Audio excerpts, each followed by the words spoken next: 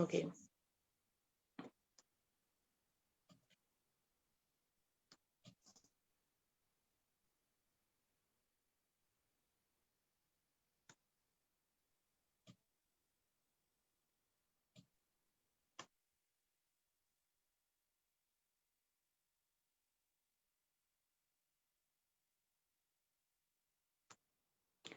Hello and welcome to another episode of the Africa Matters webinar series.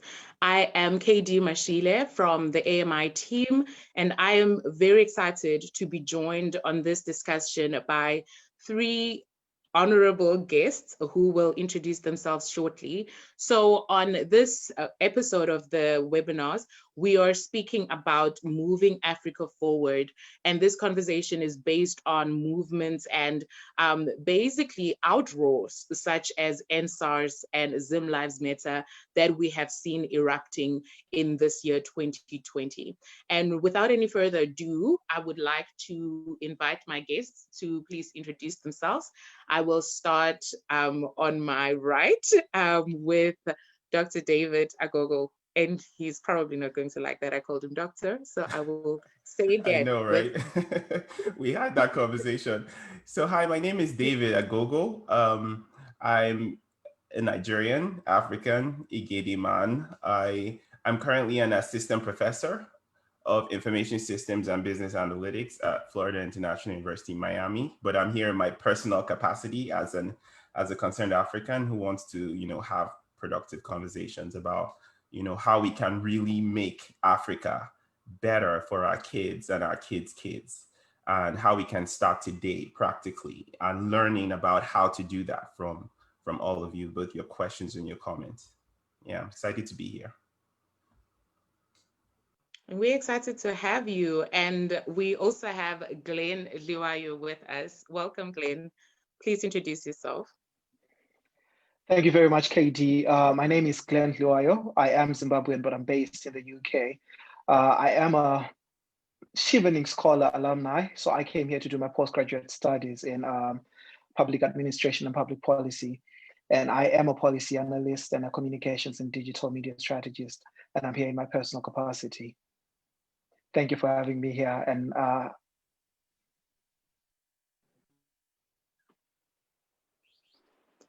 we are excited to have Glen, and I hope we have not lost him indefinitely. But we're also joined by Thandekile Moyo, and she's battling to join us on video, but I'm sure we can have her speak to us still. Welcome, Thandekile. Thandekile? Well, I'm guessing we currently don't have her, but I will just let us go on with the discussion. And once we have her connected, we will just ask her to briefly introduce herself. She is here. Welcome, Thandekile. Will you please introduce yourself?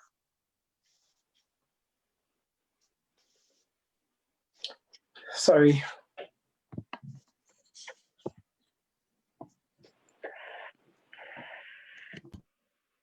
Thandekile? Hi, I can't hear you for some reason, but I can see that you just said my name. So I'm trying to fix my audio here. I don't know if you can hear me. Yeah, we can hear you fine, actually. Yeah.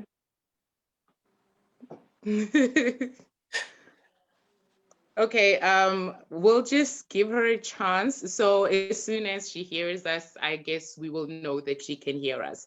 So for me, what is very important about this discussion is getting the different voices and the different perspectives. I'm a South African young woman who is, I would consider myself an activist, but we often wonder, what is it that can be done? Right. And I'm very glad that we have someone who is in Zimbabwe, in Thandekile, and we have two people who are in the diaspora. But this is the conversation that then brings everyone in to say what, not necessarily even what is our role, but what could our contribution be in solving these matters. But even before we get to that part of things, I'd like to just understand from your perspectives, what does what does NSARS mean to you, David, as a Nigerian man, even if you're not, especially because you are not in Nigeria right now? What does NSARS mean to you? Yeah, so NSARS is, I think it's really people crying out in frustration, in anger, in upset.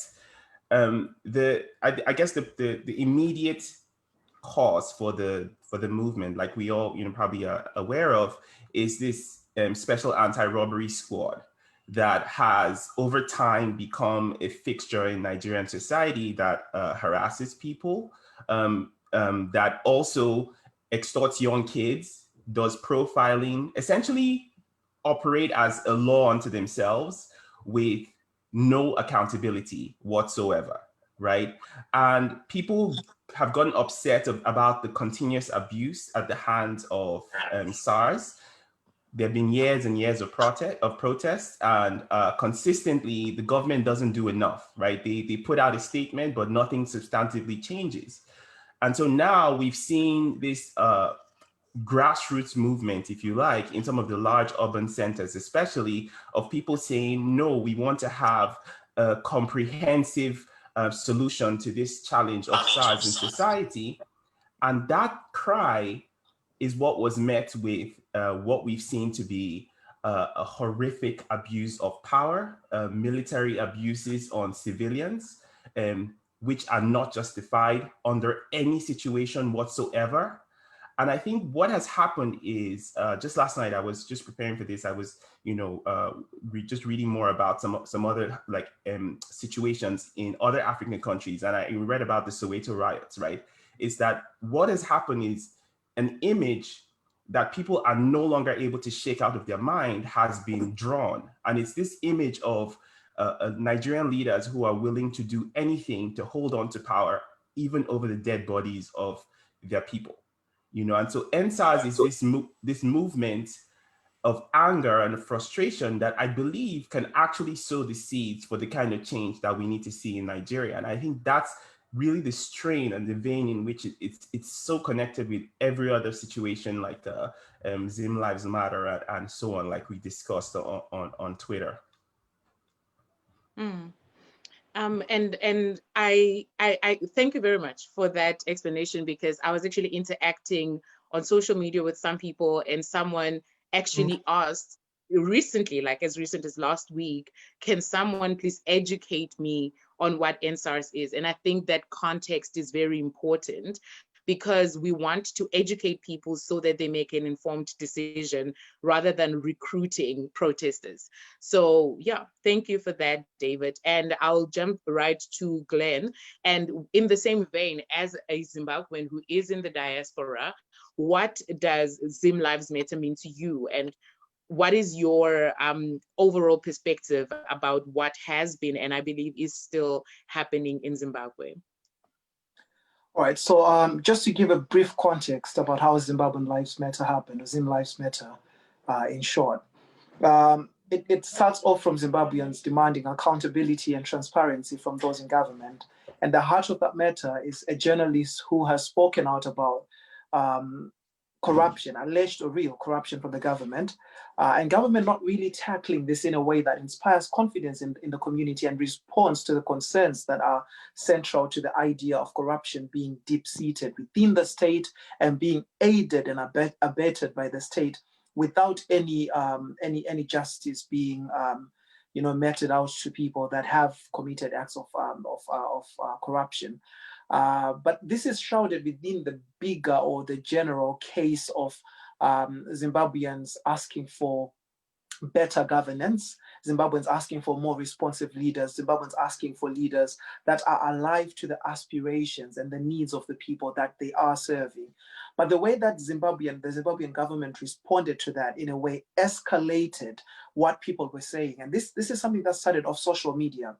And the context of that is that it started off social media because we are in the midst of a pandemic and people are supposed to be home. There's a government curfew in place and people cannot be reckless because you have to follow social distancing. So one of the opposition leaders speaking in his capacity as a leader of the opposition, but also as a convener of the movement, Zimbabwean Lives Matter movement, then called for a demo for people to go into the streets and protest against corruption.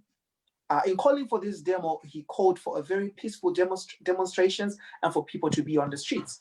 And then government responded by arresting the journalist that first spoke about Drugsgate, which is at the heart of the corruption issue around COVID, the way government handled COVID funds, and also the political leader who had convened or called for the protests. And when that happened, Zimbabweans then went out on social media and then they started speaking. And so for me, Zimbabwean Lives Matter is an expression, is another avenue of Zimbabweans saying, hey, this is what is happening to us. We need our government to listen to us. But beautifully in all that is the solidarity that Zimbabwe received, started off from South Africa until it was the rest of the world. And so you had South Africans, Africans, and the rest of the world, celebrities even, contributing to that and just making their voice heard to the Zimbabwean government about the plight of Zimbabweans and their call for proper governance.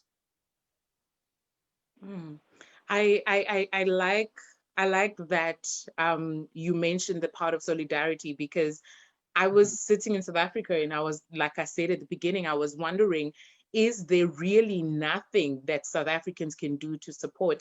And I think this leads me to the question I have for Thandekile. I hope and trust that she's still with us. And even as you go into telling us about your perspective about the movement, I want to understand, as a Zimbabwean who is on the ground, and I believe who was present even in the protests, what is Zim Lives Matter? And also, how do you think that there was adequate support from other African youths? And what more do you think we could have done to support you? Thandekile. Hi, first of all, hi, can you hear me? Perfectly. Okay, I'm surprised why you're speaking about Zimbabwean Lives Matter in past tense, because to me it's an ongoing cry for help. Zimbabweans have been trying so hard to fight against an oppressive government for decades now.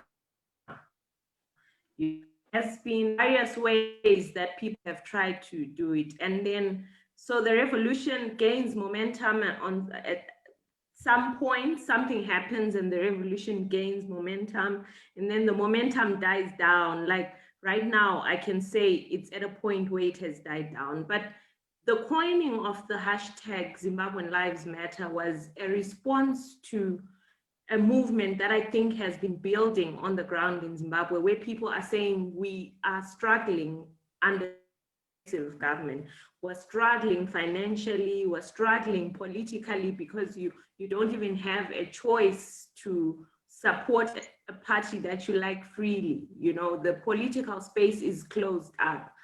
But what the government has then continued to do in response to our cry for help, they have increased the oppression. So it got to a point where abductions of politicians increased. And I think that's when the international community jumped in, because it was now like attack upon attack on Zimbabwean dissidents, from journalists to politicians to anyone who spoke against the government. So Zimbabwean Lives Matter, I think, to me, was a recognition of our struggle by people outside of Zimbabwe. Because if I'm not mistaken, it was started by someone outside Zimbabwe, and people jumped on it, and celebrities all the way up to America were using the hashtag. And I think it was a way of highlighting that there's a problem in Zimbabwe. Is the world noticing that there's a problem? Yeah. Thank you for the correction. Thank you for the correction to say it's still ongoing. I think that, and this leads me to my next question, and I'm just going to throw it to the floor. Is social media really enhancing, or is it also somewhat limiting these movements? Because as long as it's on social media, as long as it's a trend, I know that Zimbabwean Lives Matter.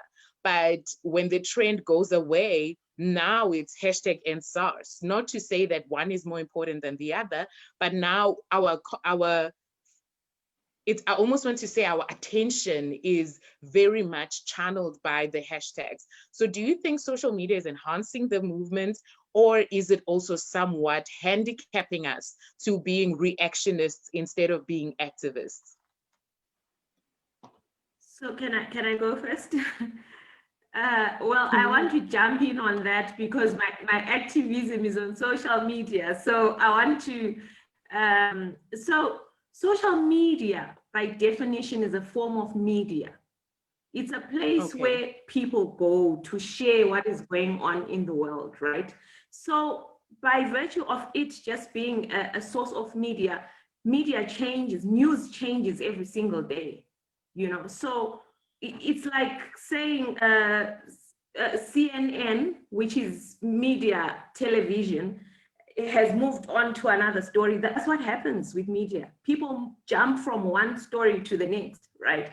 So social media in activism, in my opinion, should be used to put our activism out there, to let the world know that that's what's going on, and to try and recruit other people into the movement. If, for example, like people in Zimbabwe right now, it's a tool for getting people to join the movement. It's a tool for telling people that there's something going on, but we can't use social media alone. You can't use newspapers alone as a form of protest. So you also can't use Twitter alone to protest. Use it as media, but we also need to go on the ground and be doing stuff and using social media to highlight the stuff that we're doing. So I don't like undermining activism on social media, because what it has done, especially for us Zimbabweans who are oppressed, is give people a voice who would never have had the chance. Because in Zimbabwe, you can't say ZANU-PF must go and not be in danger. So what social media has done, it has also harnessed voices in the diaspora. We've got millions of Zimbabweans in the diaspora. We have been shut out from the political space because we don't have the diaspora vote. But what social media has done is offer those people a space where they can have a say about what happens in their country, where they can protest, where they can support policies that are happening in the country. So it's a place that must be supported, but that we must avoid what you were saying, that, you know, sometimes it can lull the struggle in that we get so comfortable in just complaining on Twitter, but we have to move beyond just social media. And I fully agree. And I want to throw the question to Glen, because you mentioned it giving a voice to Zimbabweans in the diaspora. Do you have the same opinion, Glen? I think when you critically look at the role of social media in general, I am actually working on a project where we're looking at social media. I'm looking at social media as the fifth or maybe the fourth estate, because when you look at the events of the world, all over the world, it has been impossible for you to think of any movement of note that you can think of in the world, from Black Lives Matter, Shut It All Down, Namibia, and SARS, that is not accompanied by social media. Just as it was in the days before that the media, the traditional mainstream media, which was referred to as the fourth estate of the state, was pivotal and central to the narrative of a struggle or a movement.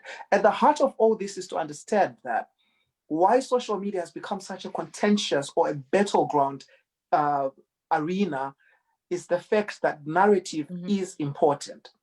Narrative is very important. This is why even at the height of Zimbabwean Lives Matter, the government of Zimbabwe, through its foreign minister, wrote scathing letters to the African Union and to other heads of state and to anybody else who cared to listen, that there was no crisis in Zimbabwe. This was to counter the narrative of the people of Zimbabwe. And even when you look within the country Zimbabwe, a lot of the people in Zimbabwe are busy checking on each other and say, hey, what is it that you're saying to the outside world about our struggle? Is it consistent with what is going on? Is it consistent with our aspirations? Is it consistent with our realities? And so whenever you have a contest or a contention of narrative, then the media becomes a very important tool. So there is a tendency from governments to want to dismiss social media, and they do this for these particular reasons. Demographic. First of all, the most important thing to understand is that young people are the majority on social media. And a lot of the people that are uprising, a lot of the people that are affected, be it EndSARS, it's youth profiling, it's young people, it's young women being raped, it's young people being attacked by the police, it's extrajudicial killings attacking young people. If it is in Zimbabwe, it is young people who are feeling that we have a generation of young Zimbabweans that feel that they are the lost generation or the robbed generation because they have never had life as normal. So the state is trying to counter that narrative by saying it's just social media, it is not important. But to be quite honest, it is when you see government responding to it. So it is important for us to say narrative is important. So whether that narrative is in the mainstream media, it should be there. And social media makes it inexpensive for young people to speak. It also makes it possible to aggregate voices of people. For you to be able to say, okay, so there is a number of people. And this is why it is a very contentious field. So for me, we are not going to have a discussion on whether it's important or it's not important. But maybe what we want to look at is to say, how do we strengthen activism using social media? And we just lost Glenn. Yeah, I think we lost him. So I guess I can jump in to continue the thought, right? Absolutely spot on. I think, the question of, social media is here to stay. Being sort of the field I do research and I do teaching in, I understand that technology throughout time has shaped the way people interact with themselves and with the world. And social media is a perfect example because it's a good digital representation of something that we all are naturally inclined to doing, which is communicating with people, interacting, in many different ways now, the memes and everything. However, I'm a little more bullish when it comes to bearish rather. I'm a little more pessimistic when it comes to the role of social media in sustaining the kind of improvements we need to achieve to actually change things on the ground. First of all is, there's, well-known sociologist and writer, thinker on media, Marshall McLuhan, talks about this idea where the medium becomes the message, because we get so constrained to what is possible with the medium or what the medium sort of supports that the way we talk is shaped by what the system or the medium allows us to do. Now, Twitter, for example, just using it as one example, is built on micro messaging, quick trends that subside for the next new quick trend to come up, and you nailed it, right? We experience the world in terms of, especially, the world coming through, not to make this, more political than it already is, but the world coming through the past 4 years where we've had pretty much government by tweet, right? Means that we all are so tuned in, but we're also tuned in for the next thing. Well, it turns out there might be no next thing for many of us African people. I honestly believe that. I don't mean to sound alarmist, right? But if we don't get our act together and follow through on the specific things that we're upset and we're angry and we can't eat and we can't sleep about, then we're still going to be in this hamster wheel of frustration and reaction, just like you said.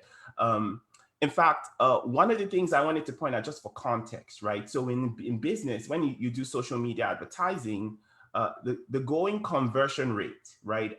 For the people who engage with, say, a brand or a product or an ad, the conversion rate of the people who actually go on and do follow through action is less than 1% on average.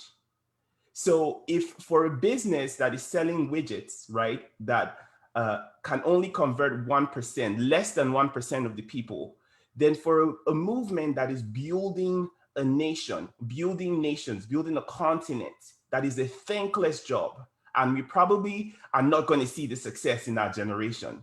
I bet you that 1% conversion rate is much lower, And so how do we really get people doing the things that we need to do in order to move forward? And I'm not talking about big things.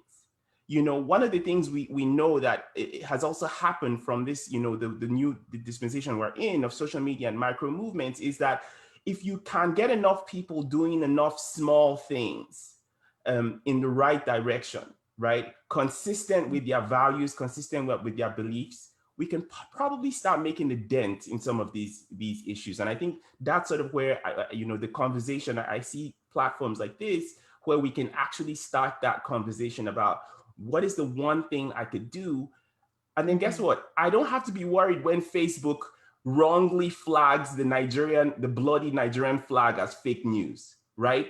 Because I know that there's something that I can keep doing. Facebook did that, by the way. I know there's something that I can keep doing every day to make this long journey towards what we want to see for our country and our continent. And you speak about, thank you for that. Thank you, everyone. I am really taking in everything, and I believe it is as beneficial and as informative as it is to me, to all the people that are following the conversation. So I just also want to pause and say, if you have questions and you're watching on Facebook, please leave your question in the comment. If you are on Zoom, please just leave your question on the chat. We will attend to the questions towards the end of the discussion. And David, you spoke about moving forward, and that's what we are here for. So before I throw my next question out, I just want to give Glenn a moment to conclude his thoughts that he was sharing before he was cut off. I'm so sorry. I was using Zoom on my phone before, and then somebody called me. But I think I want to concur with the bits that I had Dr. David saying towards the end. I did that deliberately, David. I want to concur with the part that, in as much as the narrative is important, the actions are important as well. So in Zimbabwe, there's this debate on keyboard warriors. Are they effective? So generally people say, oh, you can say whatever you want to say from the safety of your keyboard. Now, I think what is important in doing that is to also look at the future of governance. The Donald Trump presidency, for example, has changed the way world leaders and even the American presidency is going to interact with people. We have seen policy being tweeted on Twitter, and that's the first time we see the direction that government wants to go. That may not be a thing of the past, because that's how social media is. That's how the digital media is. It is disruptive. But I think what is important for our generation to say is, what are the critical actions that I can take on a personal level, which is the micro level that David was thinking about, but also to look at those people who have taken the mantle of leadership in our generation, the activists that have said, this is us defining the struggle, this is us providing thoughts, clarity, being thought leaders, being strategists, being the ones that are driving the struggle. Because in as much as it's civil movement, in as much as it's leaderless, they are people that people take direction from. Those need to start thinking around, how do we galvanize people on the ground to act? Because actions are important. I always tell my friends that you can tweet all you want, but if your president ignores your tweets, then what? They may not even shut down the internet as most African presidents do, as we've seen in Zimbabwe, as we've seen in Uganda. But it is important for us to then say we are willing to back up our narrative with action, which is why Black Lives Matter is, for example, one of the most powerful movements the world has ever seen, because it embodies both online and offline action. And this is what we need to start thinking about. Am I willing to be in the streets for my actions? Am I willing to be associated with my thoughts? Because again, the other thing about social media is people are cowards. Not cowards as such, that may be a very huge indictment, but people do not want to be associated with their belief for many reasons, because you have draconian states, ruthless states that will hunt you down and want to, and so we understand that there are all these dangers. But until we are willing to say, I am willing to act for the belief that I hold, for the principles that I believe in, for the cause that I hold so dearly, then social media may again prove to be one of those things that most leaders, African leaders, will just ignore and say, that's young people, let them be. And I want to bring Thandekile back into the conversation, and I want us to now gear towards these solutions, these small actions that you speak of. There's so much that is being said on social media, right? But what can be done? And this is a question I've asked every person that I know who is interested and who is active within the protest. I cannot, even if I do take a placard and protest in solidarity, I don't think that is all that I can do, and I don't think that is making the kind of change that we want to see, because we're speaking about governance. So Thandekile, what do you, in your opinion, what do you think can be done by young people in the rest of Africa and in the diaspora to support Zim Lives Matter going forward? Okay, so I'll first start by answering for Zimbabweans. I think that the most important thing every Zimbabwean needs to do is participate in the struggle for freedom. How you participate then depends on you. What are you comfortable with, So there are people who are good writers. You can write about what's going on in Zimbabwe and put it out there that there's a crisis in Zimbabwe. This is what is happening, and you just document everything that is going on. There are so many issues that people can participate in.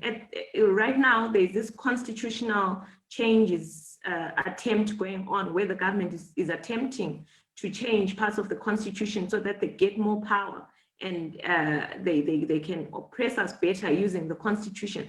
That's another fight that needs people to participate in. So you find your struggle within the struggle, find what you're good at. There's this young lady called Namatai who has been fronting the fight against constitutional changes. That is what she fights for more than anything. She has chosen her niche, and she says, mine is going to be to defend the constitution. Then we've got protests. There are people whose niche will be to go out into the streets and protest against anything that they believe should not be happening. And then there are people who are just there to support others in the struggle. There are people who are being imprisoned day in and day out for different things. It does not cost anything to just go to court in solidarity with those people, because everybody must participate. I don't want support. I don't want people telling me we are supporting you in saying ZANU-PF must go. ZANU-PF must not go for me. It must go so that all Zimbabweans are free. So you can't say you are supporting someone who is fighting ZANU-PF. You must fight, and you must find the best way that you can fight. So there are people who will just fight on social media, and I believe that's okay. I really believe that everybody must be supported in whatever way they choose to express the struggle, because what is needed to change this government is protesting against it. How you protest against it, where you protest from, should not be the most important thing. Because right now, what we need is for people to register their protests, to have their say. And things like, I believe that the only thing that will free Zimbabwe is a revolution. But a revolution is not something that you can call for and say on the 31st of July, let's go into the streets and we have a revolution against ZANU-PF. That is not a revolution. A revolution is a change of mindset. It happens over time. And the revolution to free Zimbabweans has been going on since 1983, when a genocide happened in Matabeleland. Since Kukurahundi, people from Matabeleland have been saying, we don't want this government. And because Zimbabweans did not come together to fight against that oppression of the people of Matabeleland, to fight against the genocide, we have the same perpetrators today, now perpetrating violence in other parts of the country. So what happens is that whenever a perpetrator enjoys impunity, they're going to have to continue perpetrate crimes for them to stay in power. The people that are governing Zimbabwe right now are guilty of a genocide that killed more than 20,000 people. It means they are going to have to do everything in their power to stay in power. So Zimbabweans need to know that these people are not going anywhere. They are not, there is nobody in their right mind who would give up power so that they walk straight into a jail cell. So they are going to fight as hard as they can to stay in power, because staying in power means they're holding on to their wealth. It means that they are staying away from prison. So until everybody understands that we are fighting a battle where we have to remove people by force, and our constitution allows for us to do that. Our constitution says we have the right to fight against any government policy that we don't agree with. We have a government that has a policy of protecting criminals and helping them to stay into power by capturing the judiciary, capturing the army, capturing everyone. So we also have the right to fight against that state capture, and how you fight is up to you. There is no fight that is too small. Tell people that media is not going to work. I mean, it will work because we are having these small fights that we hope, once we are all in agreement that only an uprising will free Zimbabwe, it will culminate into that uprising. But we can't tell people that social media doesn't work. We can't tell them that a one-day protest doesn't work, because the revolution is a build-up. Let people participate in these small ways until all our small ways culminate into an uprising to free us from these people, because we have to free ourselves. They're not going to get out of power.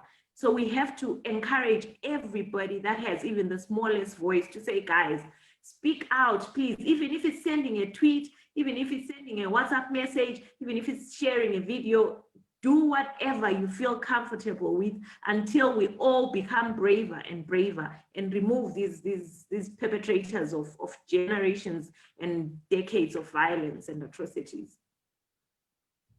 Sure, that is a mouthful, and I see David has a contribution, but with what you have to say, I just want to also add this.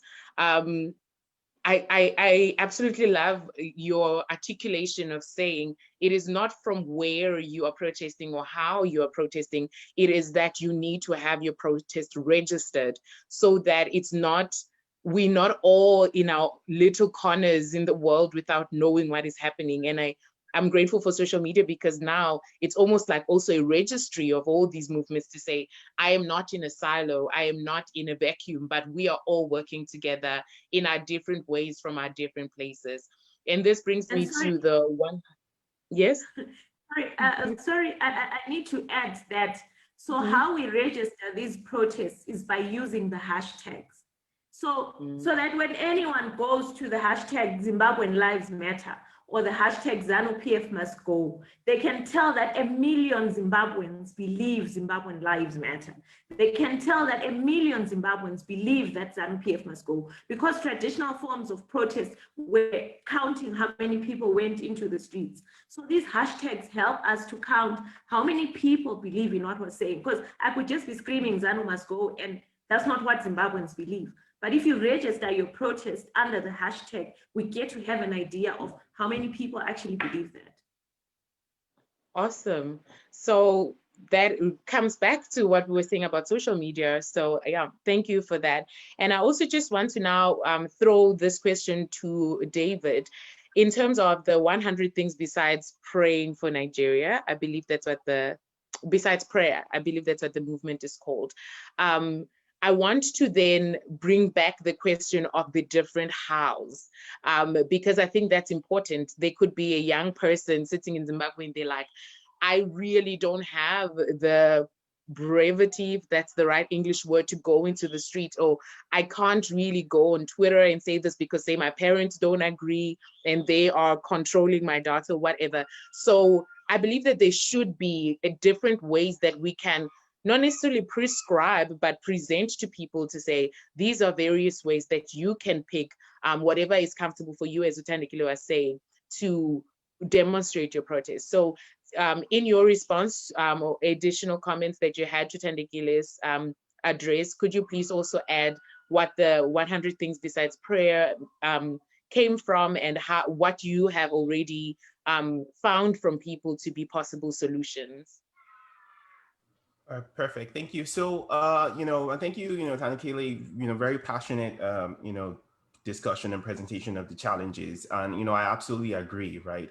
Part of what we've seen happen with government everywhere is that there's a terrible gaslighting that happens. If you don't know the reference, that like for the listeners, gaslighting usually is this idea that someone tries to make you feel like something that you are seeing is not real. Right. The story goes from, in the story, a man was trying to basically, drive his wife insane, which he did. And so he would go and he would turn down the lights a little bit to the house, and she would notice the lights going to dark, but he would continue walking around the house normally as if the lights were still on, right? And so with time, she started to believe she was losing her mind because the lights kept going down and she was the only one that was acting different, and her husband was acting normal. So with time, she actually lost her mind. Now, social media helps prevent that on a very basic level, because it's very affirming to see not only that your deep passion for life, for freedom is shared by millions of people from your tribe, from your country, but also from your continent, or even from the world, right? Because on some level, we are part of like a large global community. And so I definitely believe that social media is important for that reason. The thing I will say when it comes to the 100 things beside prayer is that it did come from frustration. I mean, and it's actually pretty simple. A colleague of mine on LinkedIn, literally, I posted about the NSARS, and she asked the question. She was like, what can I do? And it was such a straightforward question, but it was deeply profound, because I asked myself that on multiple levels. What can I do on a daily basis? What can I do as it pertains to the economy? What can I do as it pertains to poor people, the poor communities, including the place I come from, with struggles that are not being addressed? In fact, one of the subtexts, of this NSARS movement that people haven't really noticed is the fact that it took sort of an attack on middle class, slightly well-to-do young Nigerians with the resources to be on social media and to engage on social media for NSARS to really take root, right? But the police have been harassing poor Nigerians for generations. I recently learned about situations where, under the British rule, the police were opening fire on colliery coal workers, right, in Enugu, in Nigeria. And these are things that we don't even have within our consciousness as a people. And so that leads me to the 100 things. The 100 things is really not the end of a conversation, or say a list of solutions. It's actually meant to change the conversation privately. And I've tested this out with even groups I'm engaged in. It's okay, so yes, we know things are bad, and we always end the conversation with, oh, I pray for Nigeria. And that's always, I'm sure every Nigerian or even Africans, we know this feeling. We know that last bit of resignation. And it's actually a way of giving up. It's like we throwing our hands up in holy sanctimony, saying, God, you have to save us. We can't do this. And so my question was, me saying, God help Nigeria should be the start of a conversation, not the end of one. So what are the 100 things beside prayer that you should start talking about? I should start talking about now. And from those conversations, I started to sort of curate those onto the blog post. Again, if anyone is looking for answers from me, right, or from any other African that you have seen on this stage or that you're talking to on a daily basis, then you've missed the point entirely. There are not going to be any easy answers to this challenge we have, right? Forget about that. The question is, not one thing we can do to move Africa forward is all things all at once, 100 of them, 1,000 of them, done by Africans, normal Africans, poor people, rich people, middle class, educated, uneducated people, all the different tribes, done on a daily basis with a singular vision in mind, which is that the Africa that my kids' kids are going to have is not going to be the same Africa that we are dealing with today. And so for me, I'm like, no, it's not one thing or the other, like the song says, it's all things all at once. And I want to know what that entire list of all things all at once is, or at least have people start to have the conversations to generate that list of things that I can do on a daily basis. I told my wife this when we first started talking about when, the NSARS broke. I said, I've gotten to the point, I want to be able to go to my death, I want to be on my deathbed if I am so fortunate to be sentient, to experience it, and be able to say, I know that I was able to do this one thing every week that moved Nigeria forward.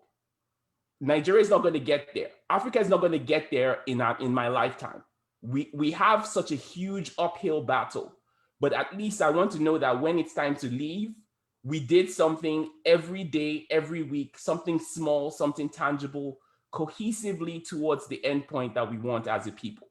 And if we can't do that now, if we can't clarify that and start working on it now, I really fear it might be too late. If you see the wide forces happening, in the wider sphere of our society, think about the impact of artificial intelligence, automation. You're talking about highly disruptive forces that are going to remake the entire fabric of our society. We're talking about a post-natural resources era already, right? And Africa is not part of that conversation. Nigeria is not part of that conversation. I want to know what I could do today.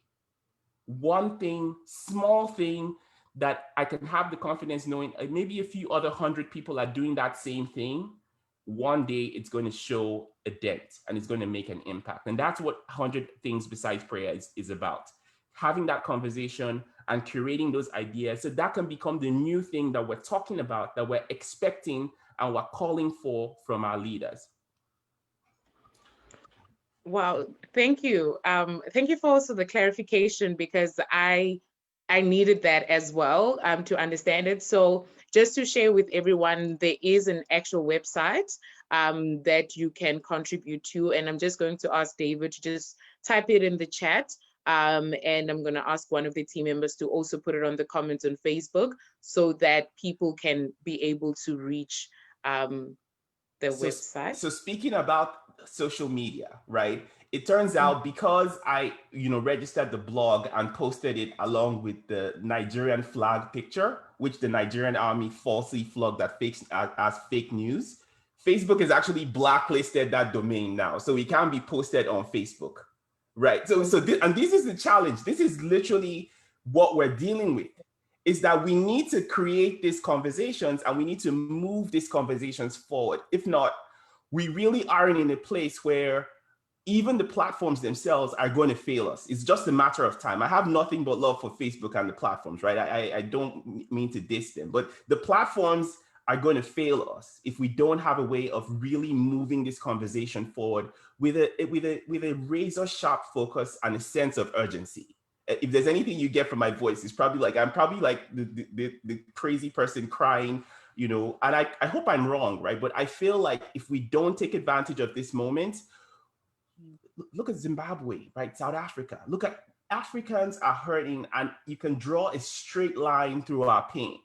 So we need to do something about it right now, or else, we're just going to be back where we are right now in a couple of weeks or in a couple of months when the next Zim Live Matter goes viral and the next NSARS goes viral.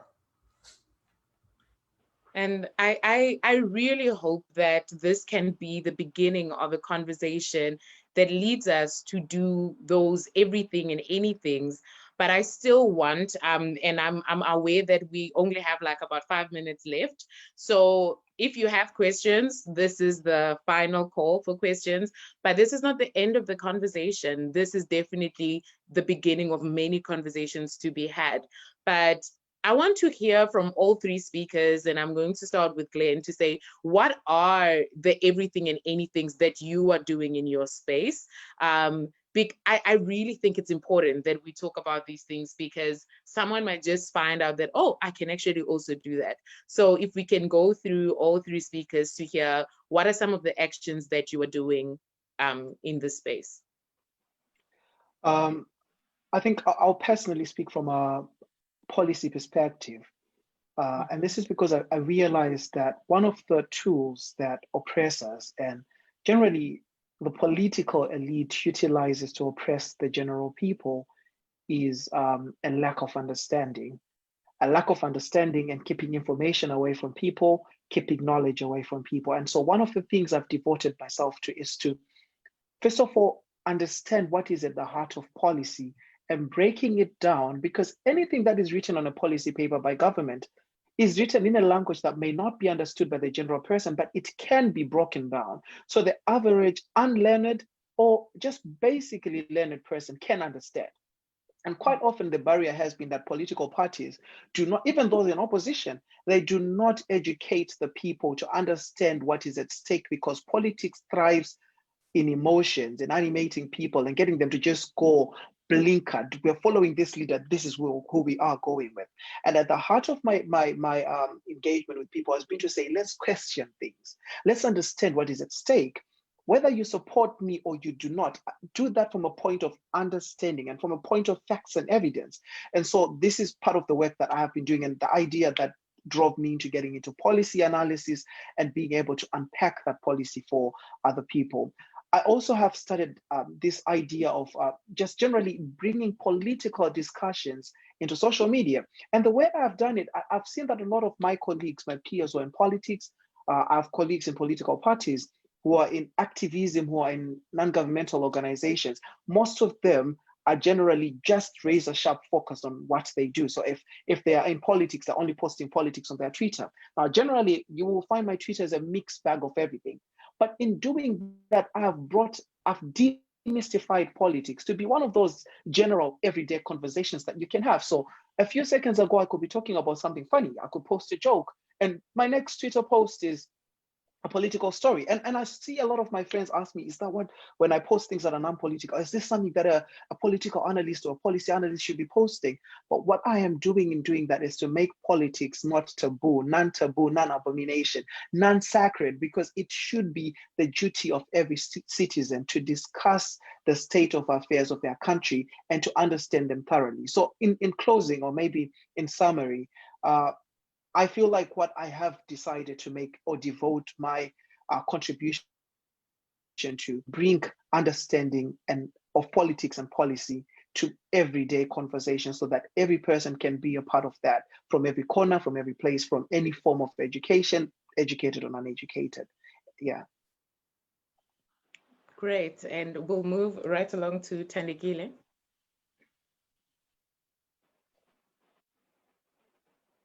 You are still muted. There we go. Okay, I'm saying, may you please give me the question again? I'm asking, what are the actions that you are doing in your space within the context of what we're speaking about? Okay, so I have appointed myself as someone who is going to protect the public from what our government is trying to do. I've even jokingly called myself the self-appointed public protector. So that is the role that I've chosen. And how I'm going to do that is by protecting people from propaganda. If I so much as see any propaganda, be it on social media or wherever, I am going to call it out. I will investigate what the actual truth is and write about it and post it out there. I've also made it a point to support any movement that happens in any city that I am in. So if I hear the MDC has called for a protest against this, I will get up and go and attend that protest. If I hear that the Zimbabwe Congress of Trade Unions has a protest about this, I will get up and I'll go, because what I've realized is that all our struggles are for freedom from oppression. And many Zimbabweans do not want to call it that. So you'll see that we have different groups fighting, but very few are comfortable to actually say ZANU-PF must go, because ZANU-PF is the perpetrator of everybody's problems. So you'll find civil society organizations that are fighting for human rights who will tell you we are not political. They're afraid to call their fight political. So they will tell you we are fighting for women's rights and we are not fighting against any political party. What the hell do you mean you're not fighting against a political party when there's a political party in power oppressing the rights of women? You then have another group telling you, I'm fighting for the girl child, but I'm not political. You're not political in a country where girls are raped, every young children get married, and the government does not have deterrent sentences against that. What the hell do you mean you're not political? So we are in an environment where people are so afraid of the government. Some of them are benefiting so from the government that they cannot call ZANU-PF out.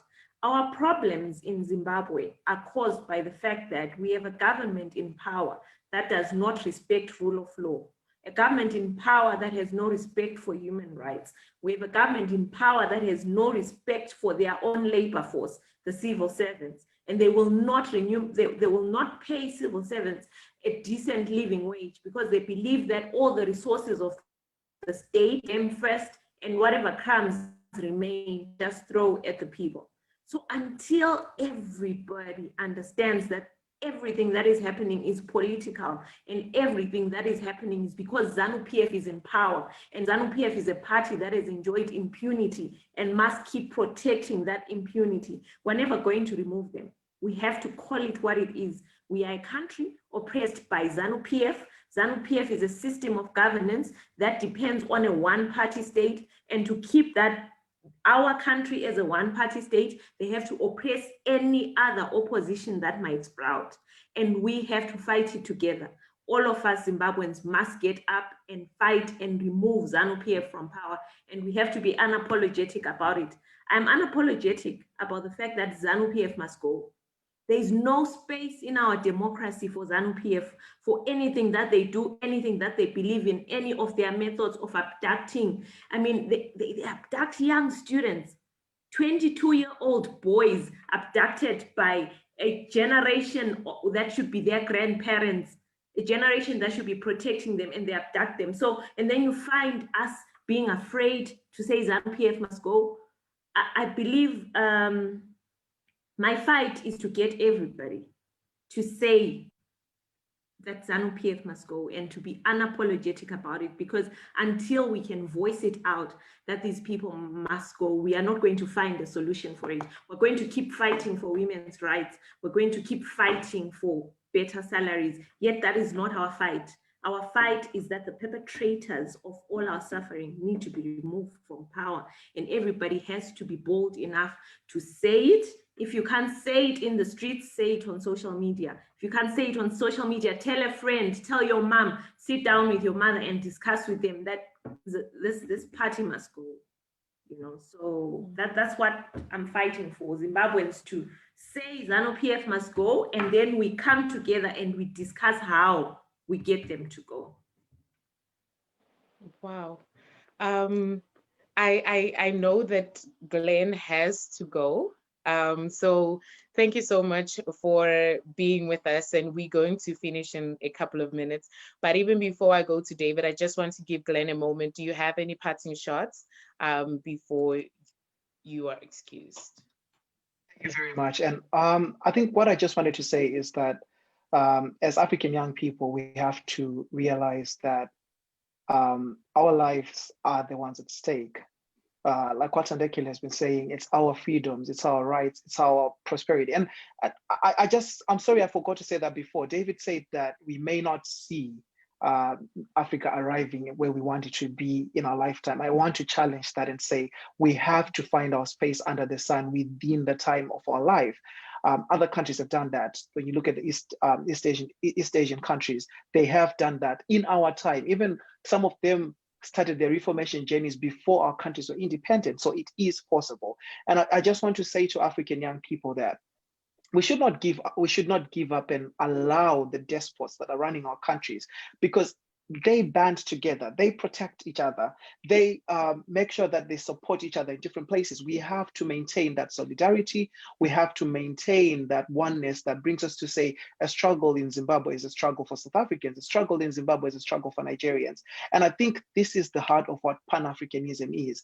They liberated Africa from the colonizers, and they gave us the philosophy of Pan-Africanism. We are living it much better than they are, because we believe an injury to one is an injury to all. And so for me, my point is just that we shouldn't give up, we shouldn't be deterred. And whenever we see atrocities being heightened up, it means they are scared, they are panicking. Whenever you see them, you know, like what Thandekile was saying, heightening abductions, they want people to keep quiet, jailing people, they want to close up space for free speech, clamping down on opposition, they don't want anyone to rise. So it is up to us to make sure that does not become the order of the day. The more we keep quiet, the more the continent dies. And the hope of the continent depends on this generation to take the baton stick from the previous generation and to carry on with the legacy of Africa and make sure that we become respected as people in the global community. And I think for Africans that have lived in the diaspora, one of the things that pains me the most is this narrative of Africa as a place of war, as a place of underdevelopment. We have to turn that, and for that to happen, we first have to fight the fights that we must fight within our countries and make sure that governance is restored, development is possible, and that the continent is marching forward and then can claim its equal place in the community of nations, in the international community. Thank you so much for giving me this opportunity to join the debate, the discussion, and thank you to my fellow panelists for very enlightening contributions and for the passion that you cannot resist. Thandekile, that passion is fiery and very admirable. Thank you so much. Thank you, Glenn. Thanks. I'm sorry for keeping you from your next engagement, but right. we are nearing a landing, and I just want us to actually like be present in what Thandekile just said, that the personal is political and the political is personal.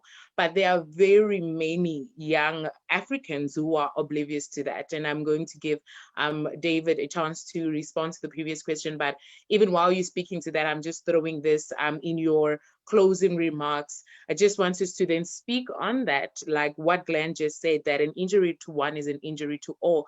If one of us is not free, then none of us are free. It doesn't matter what freedom I am experiencing in Florida or in Cape Town, in South Africa.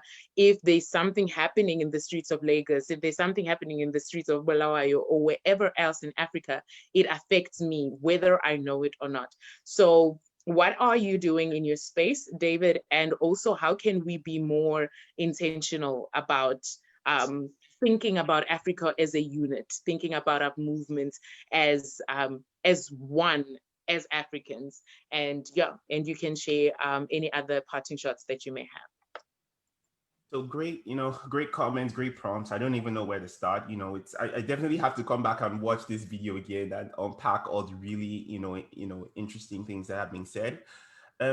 When it comes to, your question about how to move forward, I think, I think the comment about Pan-Africanism is so spot on. I think it's actually even more interesting than that, what we're seeing now, and potentially can be grow into something meaningful for the continent. I actually see the potential combination of Pan-Africanism, which is this, thing that gave us hard-fought independence, right, from colonialist, imperialist powers. Even though that still remains an echo in our societies, or some would say like a scream. So there's Pan-Africanism that gave us that. But I also think we also need Afrofuturism, right? This idea of an alternative future for African people and African people all over the world, right? We talk about things like Black Panther, right? And some of this, new, not new, it's re-emerging Black consciousness movements that really aren't built on hate, right? They're built on self-love, and they're built on re-evaluating our relationship with the world, our relationship with history. I think Pan-Africanism and Afrofuturism, imagining an alternate future, I think they go hand in hand. And I have a story that sort of illustrates how I think we can get towards that endpoint. So I'm a proud father of 2 kids, 4 years old, 1 year old. And there's this video my wife loves to play. We both play for the kids anyway. But it's this day at the farm video. And, you play for, our kids are about 1 year old plus. They loved it at that age, especially when children just learn how to identify and categorize things. And they're now able to use their understanding of categorization to arrive at logical conclusions. And so you're getting to the farm and you see this tiny ducky, like a yellow ducky, and it's like ducky is missing its mama, and we need to find ducky's mama. Now, of course, the video assumes that the ducky isn't internally able to navigate to its own mama, which, that's a different conversation entirely, but you're supposed to help this ducky find the mama. Now you go from farm animal to farm animal, and the kids have to identify, does this look like ducky's mama, right? And it's simple enough when you're showing a pig, a goat, because you can see that this yellow ducky doesn't seem to have anything in common with the farm animal that you're seeing, right? Well, I feel like for the longest time in Nigeria, we've been that, in Africa, and in Nigeria in particular, we've been that way, right? We've struggled to say, is this leader the one who will take us there? Is this person the one that will take us there? Well, what if we never find Ducky's mama, right? What if we never find that perfect person that has everything that we see could move our nations forward? What if all we need as a criteria for Ducky's mama is a functioning head or a functioning arm or a shelter? We don't know that. We haven't had those conversations. We haven't, I would say we haven't had those conversations enough. Now, to end the analogy, if I were to take, after my kids, after they watch this video, they obviously know how to recognize Ducky's mama, right? But do you think if I took them out of that video and I asked them to describe for me a duck, they have no way to do that. The only way they can understand the duck is in the context of the different animals that they have seen. We need to start understanding what the duck is that will move Africa forward. What are the policies? What does a progressive policy on healthcare look like? And let people at the grassroots ask for that thing. We don't know Ducky, but we know a ducky's mouth when we see it. Let's have a ducky's mouth and let people agitate for those instrumental small things, in my perspective, that becomes the framework for building out I would say a workable system going forward. Now, one of the things about this, and Thandekile probably would disagree with me vehemently on this, is that if we're thinking on that level, then we can use those horrible, corrupt, terrible leaders that are there to get to those things in that situation, because we know exactly what we want and we know how to recognize it when we see it. That becomes a very different conversation than really focusing on the extrinsic properties or the characters, which are terrible. Don't get me wrong. Don't get me wrong. They're terrible, and a lot of these people cannot even run, small whatever compared to running entire countries, right? Neither are there a lot of our leaders, even looking at it from the right perspective, or their hearts are not in the right place. But then I feel like if we break that conversation down to a much more fundamental level, that, also people in the rural areas can integrate into their thinking when these politicians come back to talk to them every 4 years, then maybe we get a chance at actually saying, well, I wanted this to look exactly like this, and you didn't give me that. So go away and let someone else come and give me that exact thing that I know what it is when I see it. So that's sort of, my contribution, I guess, and the way, I see it is anything we can do to make that, shift that conversation within us, within the African young people, the old generation in Africa, the senior generation of seniors, a lot of them who are also feeling the same pains, even though they cannot express it in the same way we do. And so I feel like that perspective of a tangible description, a positive, not a definition by negation, right? But a definition on the positive merits of what we want to see, that becomes, I think, a path towards creating even the political platforms, right? Thandekile, right? Because your platforms are something that used to be meaningful in African politics. In Nigerian politics now, platforms are completely irrelevant. We have people who run primaries in the main ruling party in the daytime, and then they lose the primary and they run the primary for the opposition party in the night. That happened in my state, right? So it tells us that without those platforms, we really can't move forward. And I think defining and understanding those 100 tangible things is a way that we can start moving towards that. And it's everybody's job to do that. No, I agree, but I want to hear Thandekile's thoughts first. He's right that I'm not going to agree with that. The part about reforming our leaders. I mean, I understand how it would be ideal in another context, but in the Zimbabwean context, I mean, we're talking about leaders who have murder charges. We're Absolutely. Talking about leaders who perpetrated a genocide, So in as much as we could say, no, they must reform and implement this policy or that, we can't look aside and forget that they need to be in jail for the murders that they've committed. And I believe that for Africa to go forward, we need to stop sweeping things under the carpet. We need to face crime, and we need to be able to try people for crimes. And I mean, justice is not just for the victims, it's also for the perpetrators, because there are laws that state how these people need to be punished for the crimes that they committed. And them living 40 years after a genocide with our attacks on them, it can't be just either, because they could have just been punished in 1987, been given 5 years for this one, 10 years for this one, and this would all be over.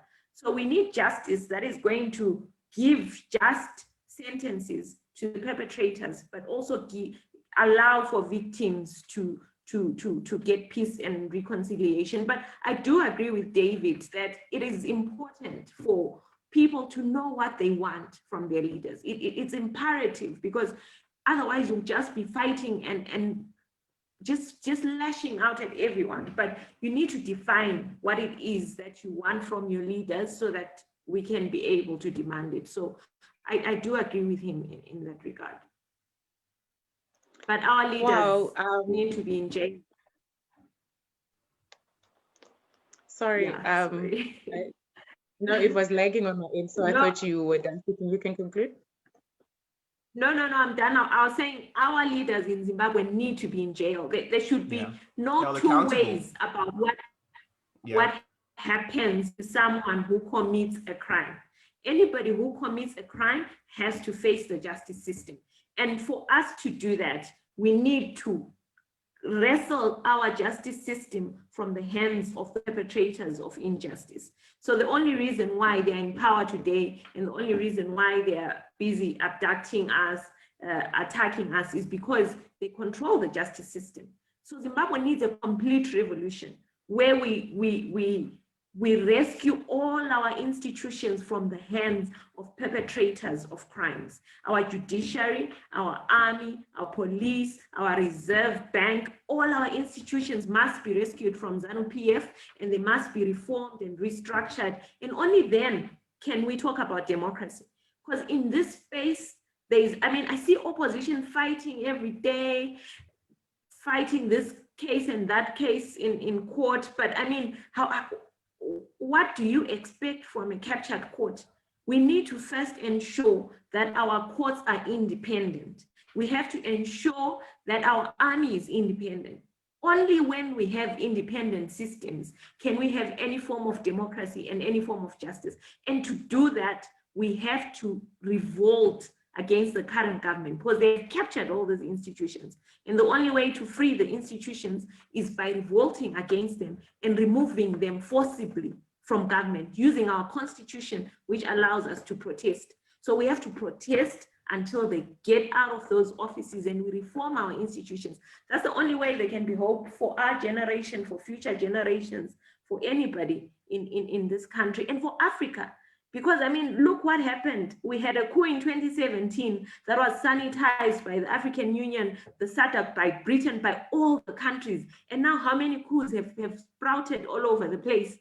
Because now people know that you can have a coup and say this is not a coup, and the world just looks aside. So if we allow this continuation of impunity in Zimbabwe, it's going to happen in your country too. It's going to happen everywhere, because we have a clique of leaders. Look what Museveni is doing. Look what all these other leaders are doing. And they're all friends. And they all give each other tips on how to keep us oppressed. So we have to fight. We can't allow an unjust system to continue. Wow, I would love to keep this conversation going for the rest of the afternoon, but I do know that you both have very busy schedules, as well as Glenn. So I want to send our heartfelt thanks from Africa Matters for taking the time to be with us, and thank you to everyone that has joined the conversation. Thank you for all the comments that we have on the chat. Unfortunately, we cannot go through everything, but I'm really grateful that you took your time to be here with us. And I think the three things that I can say I'm taking away from this is that we need to not only think about Pan-Africanism, but think about the future of Africa and how that would look. What do we want for the governance of Africa, and what do we want? How do we want to get to that? Each and every person from wherever they are, however they feel comfortable, can protest, because the personal is political, the political is very much personal. So I'm very grateful to the two of you for being here, also to Glen, and I hope that you have all the best of luck moving forward with the work that you do. And I also look forward to many more conversations going forward, and also supporting you in these very important movements in your respective countries. So thank you for being with us today. Thank you so much Thank you for very the much. platform to hear our views. Yeah. Thank you. And that is it for today. So goodbye. Bye. Bye, everyone. Bye, David. It was nice to meet you.